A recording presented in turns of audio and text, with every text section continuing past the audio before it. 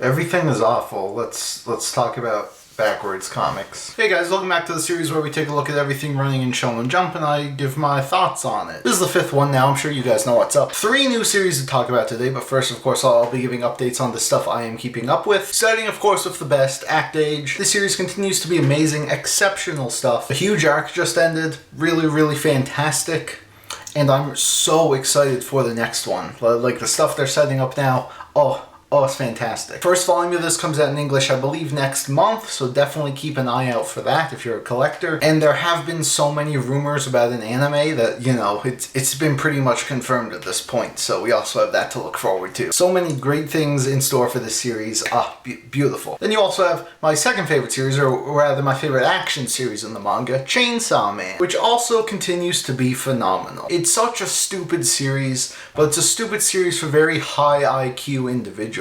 And this series has been rising in popularity quite significantly. I believe it recently hit 2 million copies in circulation, which is really good for a 7-volume series without an anime. And there's also been rumors of this getting an anime, so we all good. I am kind of worried about the eventual Chainsaw Man anime though, with how much they might have to censor it, but you know, it is some good shit. And I believe the volumes will start coming out in English this October, so that's something else to look forward to. My Hera Academia is currently probably the best it has ever been. Now, I've been a fan of this series since it first started, since it first came out in English, but right now it really feels like a massive turning point. Like, everything has been building up to this moment, and things are crazy, stakes are super high, the art is fucking god tier. Horikoshi really snapped drawing this arc. And yeah, I look forward to it every single week. I know a lot of people fell off this series during the joint training arc just because of how boring that was to read week to week. But honestly, if you've ever found enjoyment of this series and you've stopped at some point for whatever reason, I would really recommend picking it back up because this is it. This is the shit right here. I'm terrified that the anime is going to not be able to do it justice, especially if they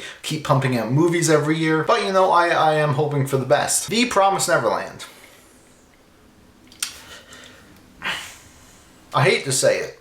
Because I've been a massive advocate for this series in the past. In fact, like a year ago, it was in my top 10. I made a whole video saying how amazing it was, telling people to read it. But ever since then, it has been kinda not great. I've mentioned in other videos before how I didn't think the final arc was nearly as good as the stuff that came before it, but it still had some good moments. And while I still agree with what I said, now that we are confirmed to be 2 chapters away from the ending, I can't help but not really be happy with it at all. The whole finale to this series has been rushed, unsatisfying. It took a lot of great characters and made them really lame. I do not like the direction the series took at the very last minute, and I'm really worried how these last 2 chapters are going to wrap so much up, because I don't think they can really do it in a satisfying way. And yeah, this really hurts. You know, a lot of manga series get worse over time. That's unfortunately a pretty common trend, but this was one of my favorites, man, and I really hate that we're at the point where I just don't enjoy reading the new chapters. But anyway, like I said, it is ending next week. I will have a review up for the full series shortly after, and yeah, we'll see how that goes. Mashal is wonderful. Today we got the first numbers for, you know, Mashal Volume 1, and they are pretty respectable for a brand new series, so it seems like it's at least going to be sticking around for a while, which I'm really excited for. Mashal is awesome. Like I said in my last video, it's like, you know, One Punch Man, Harry Potter, but it does those 2 things so extremely well. It's super funny. We got baited with not so great art near the start, but since then this mangaka has proven themselves to be a fantastic artist, where we've got some really amazing spreads. And yeah, I'm really excited for the future of this one, because I think it can be a big hit. So then you have all the other series I'm not reading for one reason or another, whether I don't like them or I'm just, you know, not right now. You notice I've put Dr. Stone on hold. That doesn't really mean anything. I'm just waiting for more to build up. I really did like the direction the series was going when I stopped, and I'll be excited to jump back into it at a later date. Obviously, same thing with One Piece. I'm just waiting for Wano to end.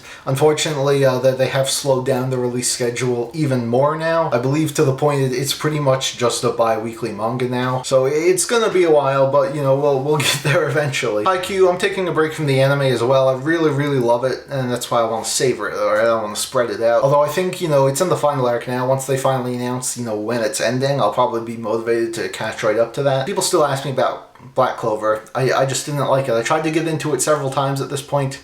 Wasn't feeling it at all. Sorry. JiuJitsu Kyson, though, this is one that I dropped only after a couple chapters, but I definitely am planning to jump back in, give the anime a shot when it airs, which we got a trailer for that. It looks pretty good. And I have heard really good things about this series, so hopefully it improves pretty early on, so I don't have to, slog through a good chunk of it like I did Demon Slayer. Yuna and the Haunted Hot Springs. Have I ever talked about this in this series? I don't think I have. And that's mainly because this is the only Shonen Jump series, the current one, that Viz does not publish in English, probably because it's too lewd. Yuna is awful. It's really, really bad. I've seen a few episodes of the anime. I am shocked this is still around. That being said, we did get confirmation that it is ending. In fact, by the time you're watching this video, it might have just ended. So good for Yuna. 24 volumes, not too shabby. I know Apollo loves it, so he'll be buying these. What up about We Never Learn? What's going on there? I thought it was ending, Gear. You said it was ending. I take back every positive thing I've ever said about this series. What the fuck? So this series ended, but then they decided to do probably the worst possible thing they could have done.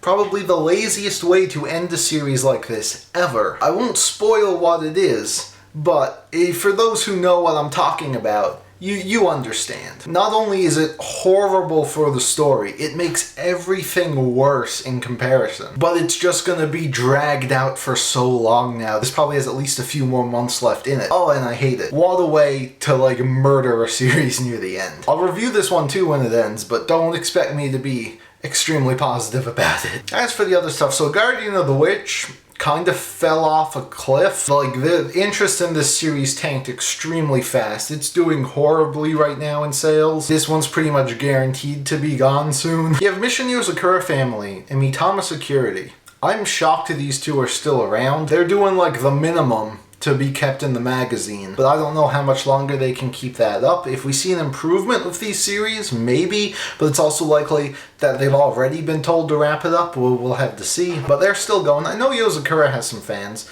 so that's fine, I guess. I still have not been interested at all in reading more of it. Then you have Undead Unluck, which I talked about in the last video when it started. Didn't really like it, but since then, a lot of people have started to really like it, and it seems to be doing quite well with its first couple volumes in the sales, so I am interested enough to give it another look at some point. I heard they toned down, all the groping sexual assault stuff, so that's good. It can be like Soul Eater, where the first volume is completely insane and then the rest is kind of tame. Speaking of endings, we have 3 series that have ended since the last video. Samurai 8, of course, got cancelled. I made a big review on that, so nothing much else to say here. Zipman is gone. Sucks, man. I was rooting for Zipman since day one. I'm kidding. It was sucking pretty bad after a few chapters, and it was easy to see why it got cancelled. But what's interesting and kind of sad about Zipman is that it was doing so poorly that they cancelled it before Volume 1 even came out. They didn't even wait to see if the volumes would sell well. They just nope. So yeah, more like Rip Man. What's pretty great though is that Shibata, who while he may not have been the best writer in the world, he was a pretty talented artist, and he actually already has another series. Immediately after Zipman ended, and now he's doing a Dragon Quest spin-off, which, he probably doesn't have creative control over it like he did Zipman. But the fact that he was able to find work immediately after is pretty awesome, and I hope we see more of him in the future. He has a lot of room to improve, but the greats all start somewhere. And then of course you have the big one, Demon Slayer, another series I just did a full review for. And this one is of course notable because of how it basically broke every single possible sales record. This thing is insane. It is still selling up to 2.5 million copies a week. It is selling more than some series do in a year, some series in their entire lifetime in a week. It's absolutely ridiculous, and don't expect it to stop. Just because the series is over, they still have, I think, 3 more volumes to come out throughout the rest of the year. Then, of course, in the fall, you have the movie. The anime is going to continue for a few more years at least. So, yeah, no brakes on the Yaiba train. I ended up enjoying the series afterwards. I don't think it's one of the best things ever, but I am glad to see it do so well, and I am really excited to see what Gotoge decides to do next, if she even decides to do something next. I mean, she could easily retire now if she wanted. I hope she doesn't, but I wouldn't blame her. Pretty sure that covers everything. So let's talk about the 3 new series in Jump. First up is Mori King. Mori King is the quickest I've ever dropped a manga. I got 4 pages, I believe. 4 pages. I don't really know what it's about. Some like beetle god. It's a gag manga for little children. So I just don't have anything to say about it. I don't really know if a series like this can last very long. I don't know anyone who actually liked it, hence why I do believe it's for younger children. And you know, maybe now with Yuna out of the picture, they can start, you know, marketing towards younger children. But yeah, the big nope on this one. The Bone Collection. Yeah, Bone Collection, it's not good.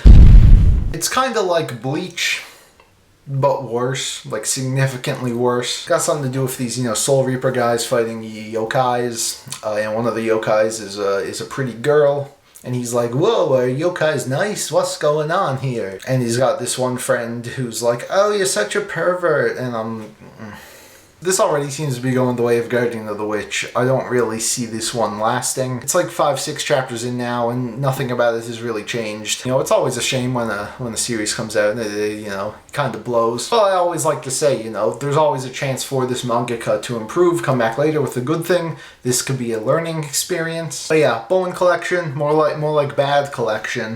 Yeah, this is the only Bone Collection I need. So let's move on. Last series to talk about today is none other than Time Paradox Ghostwriter. When I first heard the name of this series, I was like, oh, that's an instant classic. This will be a masterpiece. Time Paradox Ghostwriter is really interesting. It has a really interesting setup. So it's about this, you know, this guy in his early 20s who's like a failed mangaka. He's trying multiple times to get a series into Weekly Shonen Jump, and every single time his storyboards have been turned down. Until one day, lightning strikes his apartment, and his microwave spits out an issue of Shonen Jump from 10 years in the future. He reads it, and he's like, oh my god, this brand new series that just started. White Knight. That's an interesting title. He's like, oh man, this is a masterpiece. Because this scenario was so insane, he thinks he dreamt it all up. So he's like, oh man, I dreamt of this masterpiece, I gotta draw it. The editors love his series, they go to serialize it right away. But it turns out that the time travel thing was real. And the girl who writes White Knight 10 years in the future, you know, in the present day, is a high school student, but she's already come up with the idea for White Knight and actually already has the first chapter storyboard. So when she sees her series in Shonen Jump, she's like, hold up. What the fuck? Now this was a really weird and awesome, crazy setup. I was really digging it. And then of course this girl finally confronts our main character about the plagiarism, and I was like, oh man, shit's about to go down. What's gonna happen? Is she gonna blackmail him? Is she gonna maybe, I don't know, like team up with him just because her series is in Jump and she loves it? I was like, oh, this is gonna be sick. But I was a bit let down because it turns out that this girl is incredibly stupid. She is very smooth-brained, low IQ specimen, because in her infinite wisdom, she believes that this guy came up with the same series as her, just coincidentally. Like, she has this whole thing written down, and this guy copied it, word for word, like panel for panel, and she thinks that, oh, great minds think alike. So of course he would come up with the exact same thing. Oh my god. Anyway, so now she's vowing to make a manga better than his, which is actually hers. And that's where we are now. Not a huge fan of the direction it took, but again, we're too early to really say. This is a huge step above the other new series though, and I will definitely stick around for the time being. I also will say, I don't know if this mangaka has done anything before. I probably should look that stuff up before I record, but the art and character designs here are really, really fantastic. This guy knows his shit, and even though I'm still not sold on the direction this series is going, I think it's very likely that this could stick around and become a big hit. There you go, that was volume 5, but it's not going to be too long before a new one though, because of course a whole bunch of series are ending. Like I mentioned, Promised Neverland, Yuna, We Never Learned, and Haikyuu probably aren't too far off, and we also just learned that I believe this month we're getting 4 brand new series. So once those have a few chapters out, I'm definitely going to be making another one of these videos. So there we go. Thank you all so much for watching. You can leave your thoughts on any of the series I talked about in the comments below, and I will see you all whenever. Things are crazy now, man. Oh, jeez. Probably be Promised Neverland review. That'll probably be next. I'll see you guys then. Life begins after school. That's when we bend all the rules. Time to hang with all my friends. We like to be together in a place where we belong.